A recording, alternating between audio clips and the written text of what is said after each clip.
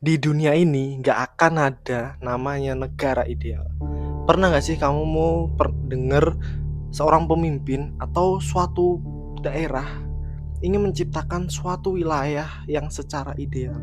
Ideal untuk masyarakatnya, ideal untuk negaranya, ideal untuk semuanya. Dan ku tegasin, gak akan ada yang bisa menciptakan itu. Kenapa? Karena setiap negara punya dan masyarakat yang beragam dengan pemikiran dan karakter yang beragam. Dulu ada yang pernah dengar tentang Kepulauan Nauru. Itu pernah jadi salah satu pulau negara terkaya di dunia. Dia tadinya kalau nggak salah bagian dari Australia. Karena dia punya kekayaan itu, dia memecah sendiri dan berdiri sendiri. Dulu pernah dianggap sebagai negara paling kaya. Sekarang bangkrut. Sekarang mengandalkan bantuan dari negara-negara tetangga, khususnya Australia. Dan sekarang negara Nauru jadi apa? Jadi tempat penampungan pertama sebelum memasuki Australia. Padahal di Nauru, kalau kamu cek, mereka tuh pernah jadi negara terkaya karena punya tambang fosfat. Tambang fosfatnya dari mana? Dari tumpukan kotoran burung. Karena mereka nafsu, jadi kotoran burung itu dikeruk terus sampai akhirnya habis. Pemerintahnya kayak gimana? Pemerintahnya korup karena tahu duitnya banyak. Terus masyarakatnya nggak ada pajak, bahkan masyarakatnya sampai digaji. Masyarakatnya nggak ada yang kerja. Dan pada titik terendahnya, Nauru mulai sadar bahwa apa yang mereka lakukan itu mencemari lingkungan. Kenapa mereka sadar? Karena wilayahnya itu gersang banget. Karena fosfat ya, tanahnya tuh nggak bisa jadi subur karena tanahnya identik dengan panas. Nah, itu yang dianggap sebagai negara ideal akan hancur jika manusianya nggak bisa manfaatin itu dengan baik. Nah, gimana untuk saat ini? Pernah dengar nggak sih bahwa Trump pengen bikin kota Bitcoin? Dia beranggapan bahwa kota itu akan menjadi kota ideal untuk masa depan. Tapi mari kita bahas satu persatu. Konsep negara ideal pertama itu dicetuskan oleh Plato. Tahu nggak siapa Plato? Plato itu tokoh filsuf terkenal. Kamu searching aja Plato, pasti muncul atas sendiri. Nah, menurut Plato, negara ideal itu akan tercipta jika dipimpin oleh para filsuf atau pemikir. Tapi nyatanya nggak akan ada negara ideal kalau pemikirannya adalah kayak gitu. Apakah negara mending dipimpin oleh para filsuf? Itu aku udah ada videonya, kamu cek aja di videoku sebelumnya. Itu aku udah jelasin di situ pemikiran dari seorang tokoh Islam yang menurutku menginspirasi dan menentang konsep negara ideal ala Plato. Kamu cek aja videonya di kontenku sebelumnya ya. Oke, kita lanjut. Di sini aku pengen ngebedah soal pemikiran Plato yang ngebahas tentang negara ideal. Kenapa Plato sampai berpikir pemimpin itu harus seorang filsuf? Karena filsuf dianggap mampu untuk memahami dan berpikir. Jadi dia berpikir cuma pemikiran murni yang bisa menciptakan sebuah realitas sempurna yang cuma bisa dicapai lewat pemikiran murni. Nah, dia nyebut ini sebagai dunia ide. Dan karena filsuf dianggap punya kebijaksanaan tinggi, mereka dianggap mampu membawa negara ini menuju kesejahteraan dan keadilan untuk seluruh masyarakatnya. Tapi yang menarik, nggak semua orang setuju sama pemikiran ini.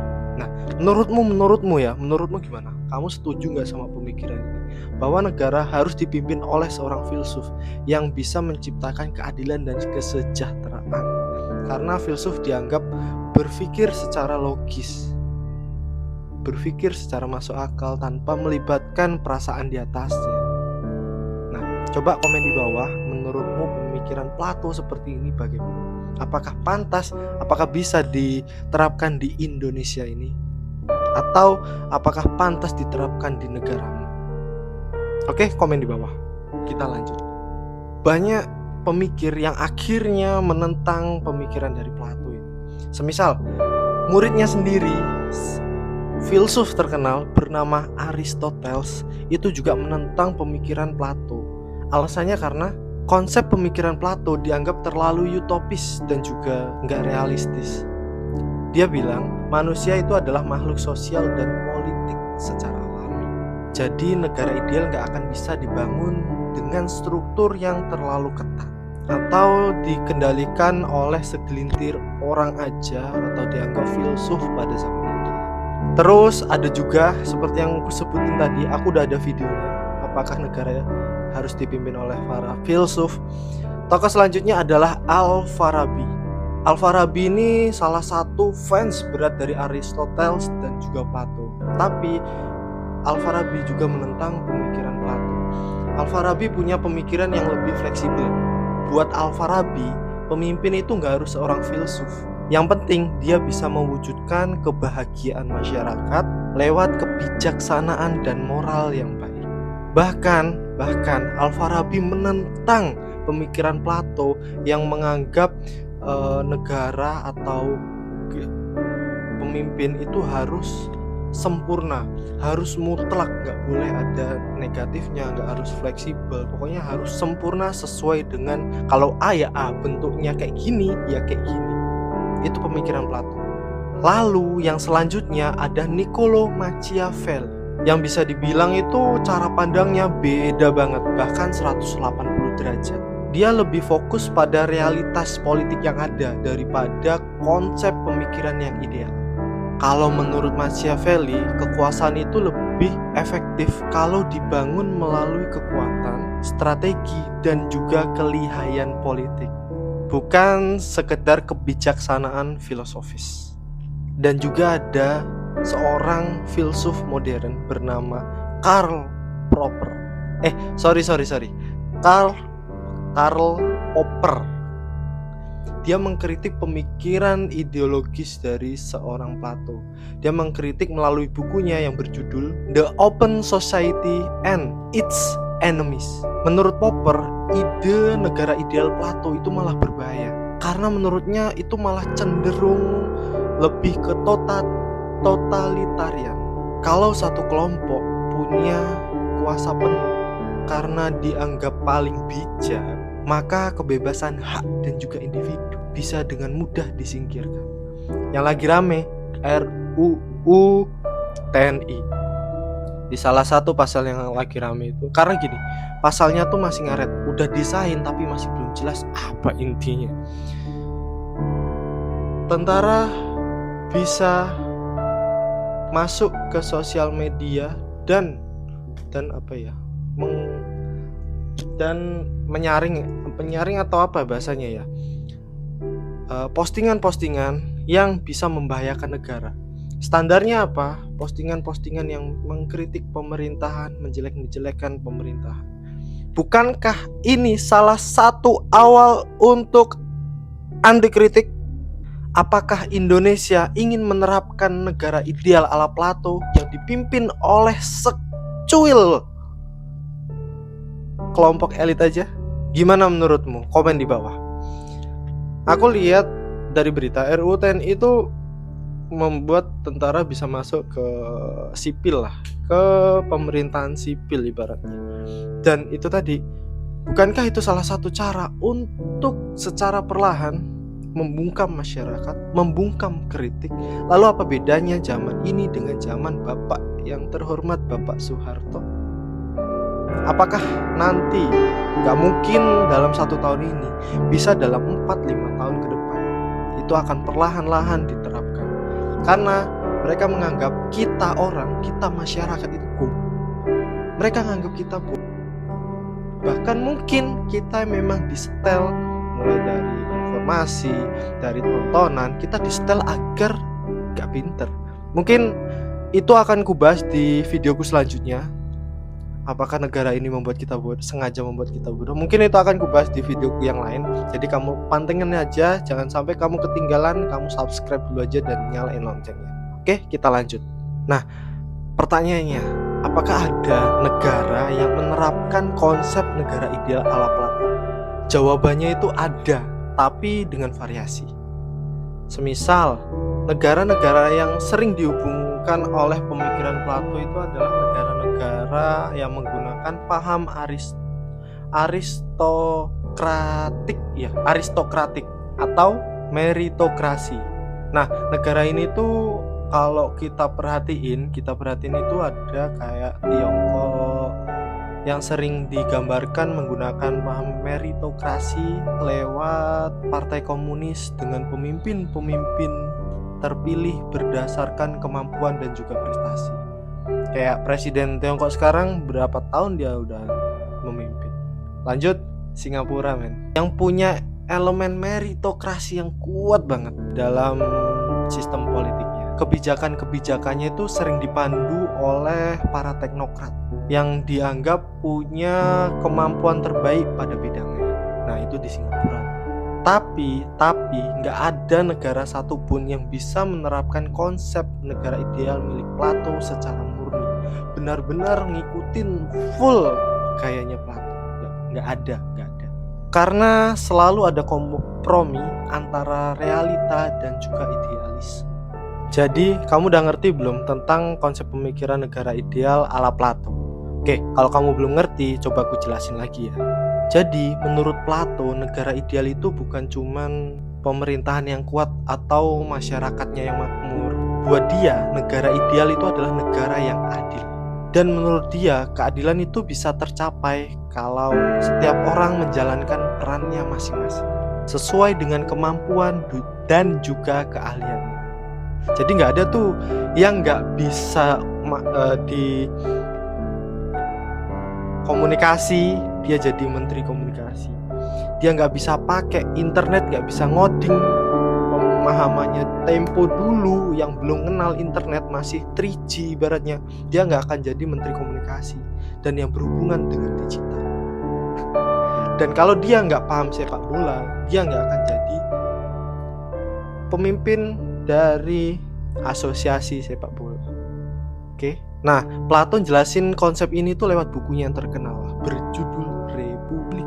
Dia bikin analogi negara ideal yang disebut Kalipolis dan dibagi menjadi 3 elemen utama. Yang pertama, penguasa itu golongan filsuf. Mereka yang mempunyai kebijaksanaan tertinggi dan memahami tentang dunia ide. Karena menurut dia, mereka adalah kelompok yang paling bijak. Makanya mereka seharusnya menjadi pemimpin negara. Terus bagian kedua, itu ada penjaga atau golongan tentara. Penjaga ya. Mereka yang punya keberanian dan juga kekuatan dari ancaman luar maupun dalam. Terus yang bagian terakhir yaitu produsen. Itu golongan masyarakat biasa. Biasanya petani, pedagang, pengrajin dan lain-lain lah. Mereka yang menjalankan fungsi ekonomi. Mereka menyediakan fungsi material dan juga masyarakat. Menurut Plato, setiap kelas itu nggak boleh mencampuri urusan kelas yang lainnya. Semisal ya, kalau kamu pemimpin, kamu nggak boleh ngurusin tentang tentara, penjagaan. Kamu jangan ikut-ikut ngelakuin tugasnya tentara, jangan. Begitupun sebaliknya, kalau kamu tentara, kamu tugasnya penjagaan untuk di luar dan di dalam, menghalau agar negara tidak diserang oleh negara yang lain dan menjaga ketertiban. Itu kamu jangan masuk ke bidang pemerintahan atau sipil. Nah, ini konsep yang dilakuin Plato. Tapi familiar gak sih? Sekarang kelas penjaga pengen masuk ke kelas pemimpin. Familiar gak sih? Komen di bawah. Terus selanjutnya, penguasa itu menurut Plato ya, penguasa itu gak boleh tergoda sama kekayaan. Penjaga gak boleh nguasain politik. Penjaga gak boleh menguasain sektor politik. Dan produsen gak usah ikutan urusan pemerintahan. Itu menurut Plato. Jadi mereka semua punya tugas masing-masing. Dia juga percaya bahwa negara ideal itu akan bisa terwujud kalau dipimpin oleh seorang filsuf. Karena menurutnya filsuf itu punya kemampuan untuk memahami kebenaran melalui pemikiran murni dan juga kebenaran mutlak lewat pemikiran. Tapi justru disitulah letak masalahnya. Konsep Plato ini dianggap terlalu utopis dan sulit untuk diterapkan di dunia nyata karena nggak realistis. Setiap manusia itu punya hasratnya masing-masing. Mereka bukan robot yang diciptain tanpa emosi. Mereka manusia. Ketika mereka diberikan wewenang, bisa serakah, pengen ini, pengen itu, pengen ini, pengen itu. Dan kalau kamu merhatiin Indonesia saat ini, konsep Plato ini semua ditabrak. Produsen yang tiba-tiba bisa jadi pemimpin, terus kelas tentara, kelas penjaga yang tiba-tiba pengen jadi masuk ke wilayah kelas penguasa, kayak gitu-gitulah, ditabrak semua. Apalagi sekarang berita tentang RUU TNI yang sudah disahkan, tapi draftnya mana? Kata salah satu anggota DPR RI katanya lagi dikaji kata per kata, tapi nyatanya udah disahin. Terus mana draftnya? Takut kegaduhan. Kan harusnya masyarakat tahu draftnya itu isinya bagaimana, terus apakah itu nanti akan merugikan masyarakat atau enggak. Masa iya? Amit-amit ya, jangan sampai ada kejadian kayak Myanmar, terus kejadian kayak 98, amit-amit jangan sampai ada kejadian kayak gitu lah. Oke, balik lagi ke konsep Plato tadi. Banyak orang nggak setuju, banyak orang nggak setuju karena pemimpin negara hanya dipimpin oleh segelintir kelompok elit aja. Sekarang yang masih berlaku seperti itu kayaknya ya Korea Utara. Ya pokoknya konsep ini tuh ditentang karena nggak semua orang setuju konsep segelintir elit dalam hal ini itu tuh para filsuf untuk memimpin negara. Nah, gimana menurutmu? Apakah negara ini harus dipimpin oleh hanya segelintir elit aja? Apakah memang harus demokrasi? Ataukah, coba komen di bawah, menurutmu arah negara ini gimana? Apakah ingin coba dikontrol oleh segelintir orang untuk menciptakan konsep negara ideal ala Plato, atau ada pemikiranmu sendiri? Komen di bawah. Tapi yang menarik dari konsep Plato ini adalah meskipun dia dianggap terlalu idealis, konsepnya tuh masih jadi bahan perdebatan sepanjang sejarah, bahkan sampai saat ini. Apalagi ada sekelompok orang yang ingin menguasai negara, itu pasti pengen banget menggunakan konsep Plato ini. Banyak sejarawan, filsuf, bahkan muridnya Aristoteles sampai dengan Koper itu menolak gagasan negara ideal ala Plato. Banyak dari mereka, bahkan Al-Farabi, membantah konsep pemikiran dari Plato ini, tapi nggak ada yang sepenuhnya bisa ninggalin konsep itu karena ternyata konsep itu bisa digunakan sampai saat ini. Sekarang aku pengen tahu pendapat kamu. Negara ideal itu tuh cuma mimpi di siang bolong, apakah atau bisa tercapai nggak sih? Menurutmu ya, komen di bawah. Dan kalau kamu suka pembahasan kayak gini, kamu komen aja di bawah, kasih tahu aku. Kamu pengen request bahas konten apa, kamu komen aja di bawah. Dan biar kamu nggak ketinggalan kontenku selanjutnya, jangan lupa subscribe dan nyalain loncengnya. Sampai jumpa di kontenku selanjutnya.